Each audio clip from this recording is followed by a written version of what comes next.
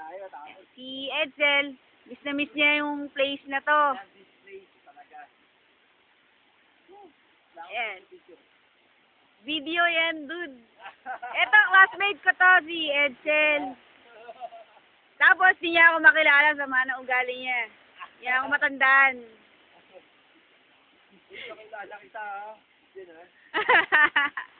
Pag ito, nakakabunggo ko to, halimbawa, somewhere, sa mall, di na naman ako makikilala nito, sigurado ako.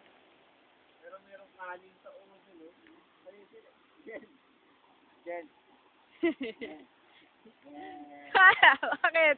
May kanin, no? Uy, hunga kanin! Hindi nag-negative yan.